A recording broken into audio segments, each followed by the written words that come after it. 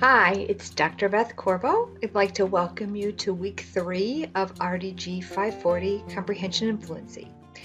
Let's take a walk through the expectations of this week.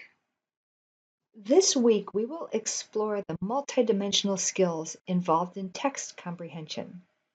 Specific attention will be placed on the role of knowledge in comprehension and the distinction between activating prior knowledge and developing that knowledge.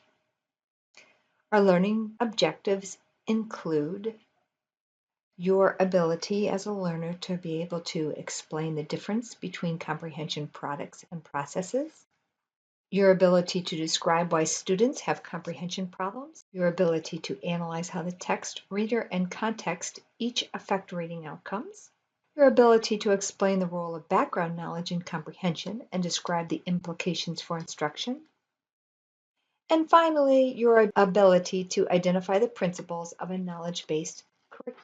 Let's begin by taking a broad look at the week's requirements.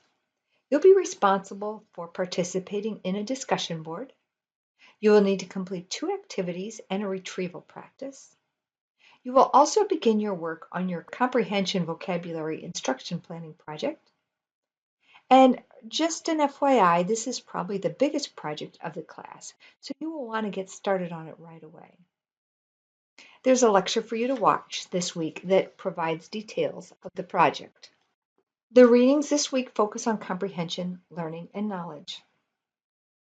Kane's article, Reading Comprehension, Development, and Difficulties, presents an overview of what research has shown us about the language skills that support reading comprehension and its development. Hennessy's chapters from the Reading Comprehension Blueprint describe a perspective on knowledge and its connection to reading comprehension. She discusses the design and delivery of instruction to enhance both knowledge and comprehension.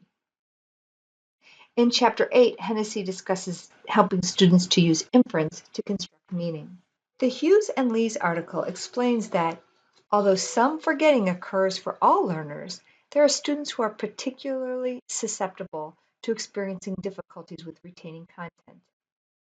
Hughes and Lee describe the extended focus practice needed to ensure long-term retention. They explain 3 related approaches to practice with the goal of long-term retrieval: distributed, cumulative, and interleaved practice. Newman's article, Comprehension in Disguise, highlights several important points about comprehension.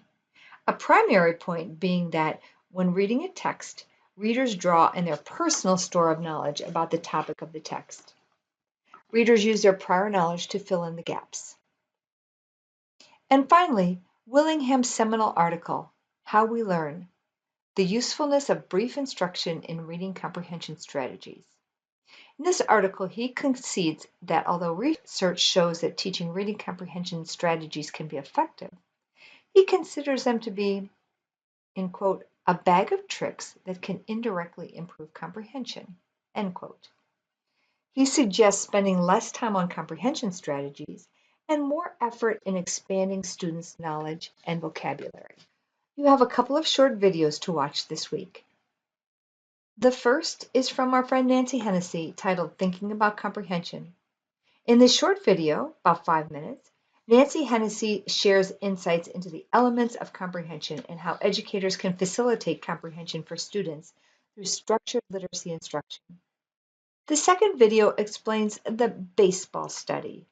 It explains how researchers, Rake and Leslie, found that reading ability had limited impact on how well kids understood what they read. In measuring their comprehension, the researchers found that those who were weaker readers did as well as strong readers if they had the knowledge of baseball. This study has been used often to illustrate the importance of knowledge in comprehension. You have lots of interesting reading this week for sure, along with 3 activities. In the process versus product activity, you will identify actions as being more process or product oriented, following the Hennessy reading. In the 5 research-based principles to build knowledge networks activity, you will summarize each of the principles from Newman's article in 1 to 3 sentences. The building knowledge through practice activity is a retrieval practice where you will use what you remember from the Hughes and Lees article to complete true, false, and multiple choice questions. This week's discussion board is worth 10 points.